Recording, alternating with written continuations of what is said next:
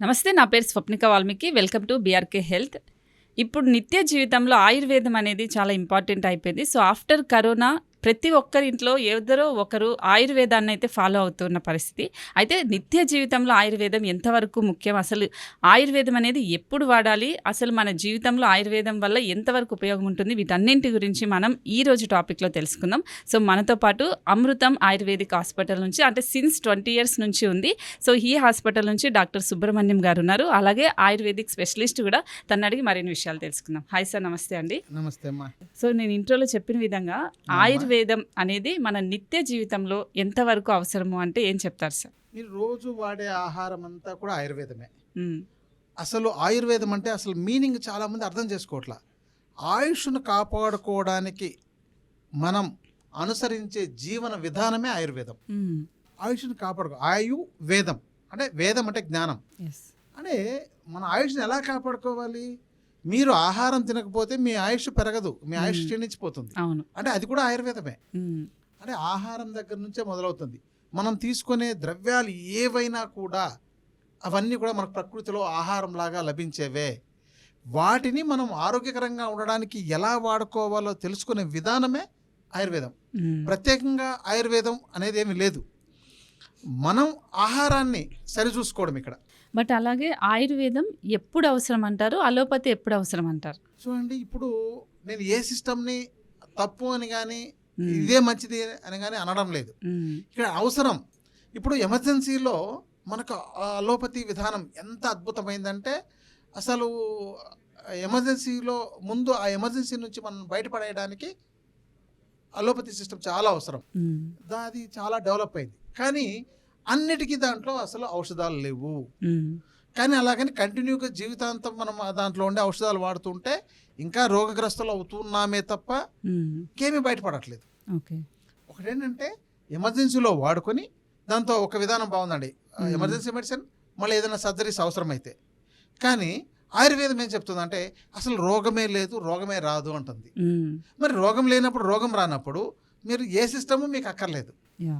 కానీ రోగం లేకుండా ఎలా చేసుకోవాలి, రాకుండా ఎలా చూసుకోవాలి అనే దాని మీద మీకు ఒక సంపూర్ణ అవగాహన ఉండాలి. మ్మ్. అంటే ఎందుకు వస్తాయి రోగాలు? మీరు చేసే తప్పుల వల్ల వస్తాయి. ఆ తప్పులకు ఆ జీవన విధానం ఏంటి? అందుకని ఆయుర్వేదం ఏం చెప్తుందంటే దినచర్య, ఋతుచర్య, మాసచర్య, సంవత్సరం అంటే వార్షిక చర్య ఏంటి, ఇవన్నీ అంతా ఏం చేయాలి, ఎప్పుడు ఏ సీజన్లో ఏ ఋతువులో ఏ ఆహారం తీసుకోవాలి, ఏ ఋతువులో ఏ తీసుకోకూడదు, ఎలాంటి ఆహారాన్ని ఎలా ప్రాసెస్ చేసుకోవాలి.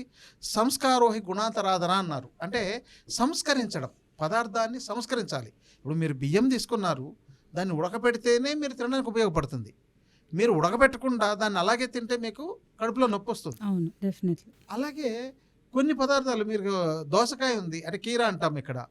ఈ కీరను మనం పచ్చిదే తింటేనే బాగుంటుంది, దాన్ని ఉడకపెట్టి తింటే బాగోదు. మ్మ్. సో కొన్నిటిని ఇప్పుడు వేరుశనగలు ఉన్నాయి, మీరు వేయించి తీసుకుంటేనే బాగుంటుంది. వేరుశనగకాయలను పొట్టు ఒలిచి తీసుకోవాలి, కొన్ని పొట్టుతో తీసుకోవాలి, కొన్ని గింజలు తీసుకోవాలి, కొన్నిటికి లోపల గుజ్జు తీసుకోవాలి, ఓకే. కొన్నింటిలో పై పొట్టే తీసుకోవాలి. ఇలా ఒక్కొక్క రకంగా ఉంటున్నాయి. అందుకని మనకు ఆయుర్వేదంలో చెప్పిన మొక్కలు, మూలికలు, ద్రవ్యాలన్నీ తీసుకునే విధానం తెలిస్తే అవన్నీ ఆహారమే, అవన్నీ మందులేమీ కాదు. మ్మ్. చాలామంది ఏం చేస్తున్నారంటే ఒక రొటీన్ పద్ధతిని పాటిస్తున్నారు. అంటే ఒక ఇడ్లీ, దోశ, పూరి, చపాతి అంటే గోధుమలు, బియ్యంతోనే రిపీటెడ్గా తిరుగుతున్నారు. ఇంకొక 10 రకాల ఆకుకూరలు, 10 రకాల కూరగాయలు, 10 రకాల గ్రైన్స్, ఇంకో 10 రకాల స్పైసీ ఐటమ్స్, 10 రకాల ఫ్రూట్స్, 10 రకాల డ్రై ఫ్రూట్స్.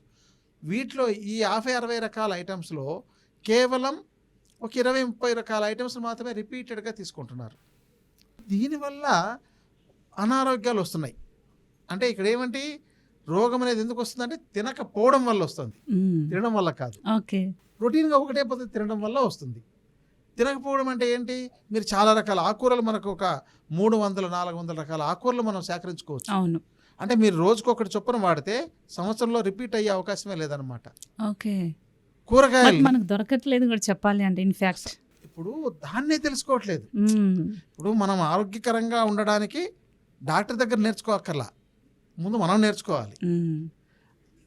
దానికోసం ఇప్పుడు మీకు తుమ్ము వచ్చినా, దగ్గు వచ్చినా డాక్టర్ దగ్గరికే వెళ్ళాలంటే మీరు తీసుకున్న ఆహారాన్ని బట్టి, మీరు తీసుకున్న సమయాన్ని బట్టి తుమ్ము వస్తుంది, దగ్గు వస్తుంది. ఇప్పుడు ఎందుకు జామకాయ మీరు తినండి, వెంటనే నీళ్లు తాగండి, తప్పకుండా జలుబు చేస్తుంది.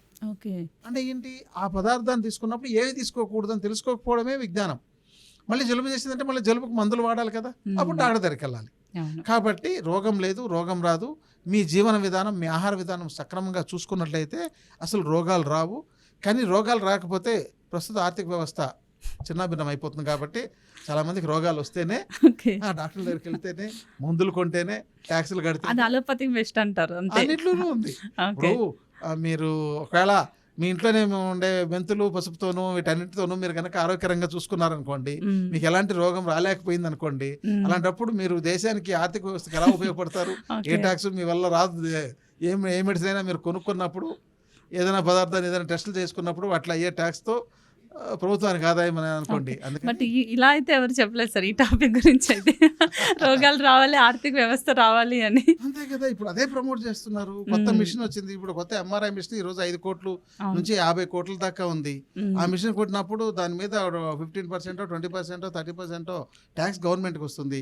సో చాలా మంది దాన్ని వాడుకుంటున్నారు అనుకోండి ఎంఆర్ఐలు. అందుకనే ఎంఆర్ఐలు తీయించండి, ఎక్స్రేలు తీయించండి, టెస్టులు చేయించండి అవును. అని రకరకాలు చేస్తున్నారు. అంటే ఈ మెడికల్ సిస్టంలో ఈ టెక్నాలజీ కోసం, ఇప్పుడంటే ఈ డయాగ్నోస్ సిస్టమ్ వచ్చింది కదా, దీంతో ఈ టెక్నాలజీ కోసం చాలా ఖర్చు పెడుతున్నారు.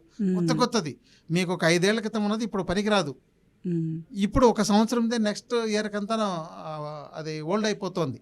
సో మళ్ళీ మీకు ఒక కొత్త టెక్నాలజీ వచ్చేస్తుంది, యా. పాతది పోయినప్పుడు. అందువల్ల మీరు రోజు రోజుకు కొత్త టెక్నాలజీని అడాప్ట్ చేసుకుంటున్నప్పుడు, కొత్త మిషనరీ కొనుక్కొని దాంతో టెస్టులు చేసుకుంటుంటే, మ్మ్. దానివల్ల మీకు ఇంకో రోగం ఉందనో లేదా ఇంకోటనో తెలిసి దానికోసం అలా ఒక చక్రం లాగా తిరుగుతూ ఉంటారు.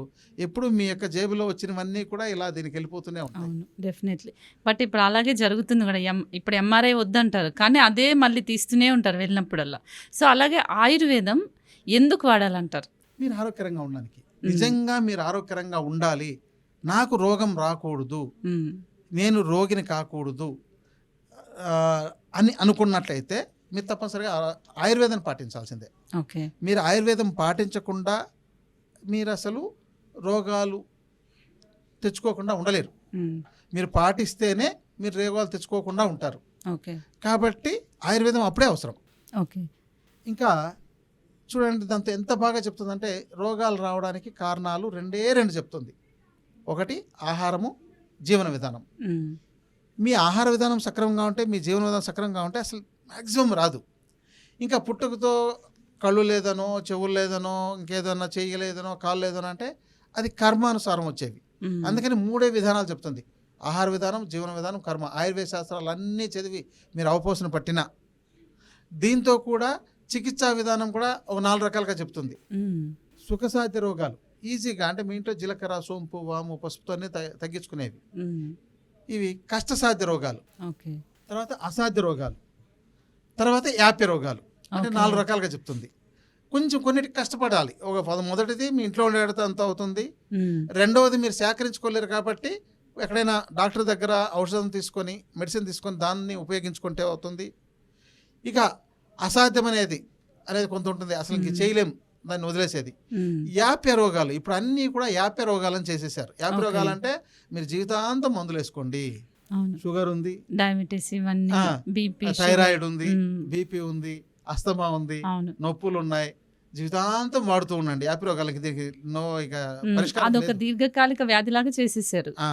అయితే ఇక్కడ ఇప్పుడు ప్రస్తుతం చాలామంది ఆయుర్వేదాన్ని ఇంట్రెస్టింగ్గా చూస్తున్నారు. కాబట్టి దీనిలో ఉండేది చెప్పగలిగేది ఏంటంటే, మ్మ్. వాళ్ళు గనక ప్రయత్నం చేస్తే అది మధుమేహమైనా కావచ్చు, అంటే డయాబెటీస్ కావచ్చు, బీపీ కావచ్చు, అస్తమా కావచ్చు, థైరాయిడ్ కావచ్చు, ఏదైనా లేకుండా కూడా చేసుకోవచ్చు. ఓకే. కానీ అది వాళ్ళ యొక్క ప్రయత్నం బాగుండాలి. మ్మ్. ఎంతసేపు మీరు ఒక టాబ్లెట్ ఇచ్చేసి దాంతో నాకు లేకుండా చేసేయండి, నాకు నెల రోజుల్లో లేకుండా చేసేయండి అని ఇప్పుడు వచ్చే పేషెంట్లు టార్గెట్లు పెడుతున్నారు. సార్ ఒక్క 4 రోజులు మందులు వాడతా, నాకు మళ్ళీ రాకూడదు ఈ రోగం, అలా చేసేయండి, అట్లాంటి మందు ఏదైనా చేయండి, అది కూడా చాలా తక్కువ ఉండాలి, రోజుకు ఒకటే ఉండాలని, ఇలా వీళ్ళు ఈ టెక్నాలజీ అంతా విని దాన్ని ఇంకో విధంగా అర్థం చేసుకుంటున్నారు. మన ఆహార విధానాన్ని, జీవన విధానాన్ని సరి చేసుకుంటే అసలు రోగం లేకుండా చేసుకోవచ్చు.